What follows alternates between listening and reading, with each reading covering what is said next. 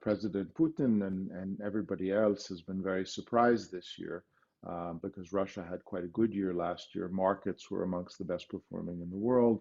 The economy looked strong.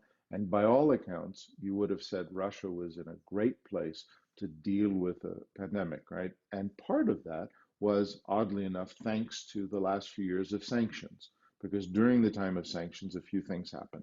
Import substitution happened, and Russia built its manufacturing base domestically in a very positive way. Two, companies deleveraged by necessity, so debt levels are much lower. Three, Russia, as you said, built tremendous reserves, very strong reserves. And so it looked, by all accounts, like Russia was in a great position. The problem, though, is one, and you're right, for whatever reasons, Russia was slow to acknowledge the problem. Secondly, slow to react to the problem. They're not the only ones, by the way. So other countries have had this as well. And then the reaction initially was quite light. So initially, as you know, President Putin announced a national holiday for the month of April, which companies would pay for, and then allocated not a great deal of money to this issue. Sobyanin, like a lot of mayors and governors around the world, it's happening in the U.S., has taken a big role and become a big face of this in Moscow. But my understanding is about 1% to 2% of the budget or the GDP has been allocated to this issue, which is a lot less than other countries. If I look at, is that the right amount? Two people who I have a lot of respect for, Alexei Kudrin said it should be about 7%, and Sergei Guriev said it should be about 10%. So I don't know which of those numbers are somewhere in between, but it's certainly not 1% or 2%, right? So I think over time, Russia will have to allocate more funds to this because Russia does not have different laws of gravity from other countries. The virus will spread and it will have to be contained and it will take funds. Now, the question is why the delay? Leaving aside certain kind of more conspiracy theories about Putin's motives in having this delay, one could just simply say that the oil price and the uncertainty around the oil price have led to caution in terms of allocating resources there. Russia, for some years now, has maintained very strong macro measures and maybe did not want to disrupt that so much before there was a clear picture of the oil price. That would be a kind way of looking at it.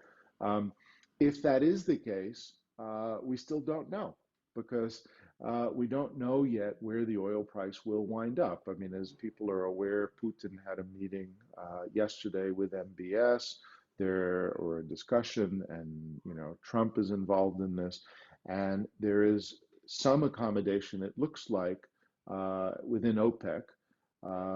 Notably, it looks like Mexico is not in agreement and may leave OPEC. And it also looks like the agreement overall of about 10 million barrels a day did not make markets happy. People were hoping for a bigger concession to get the oil price up. The one thing that is not negotiable and can be projected reasonably well is demand for oil, because demand has plummeted. And it is unlikely to come back to previous levels anytime soon. So, there is no mistaking that 10% cuts in oil supply are lower than the cuts that have been taken in demand, which are many times that, right? And that's just an unavoidable fact. And maybe it's an inconvenient fact, but somehow over time, that will have to adjust. So to bring it back to your question, I think from Putin's vantage point today, he has to, in parallel, try to measure what are the risks on the side of oil, which does in the end supply more than 50% of the GDP to Russia.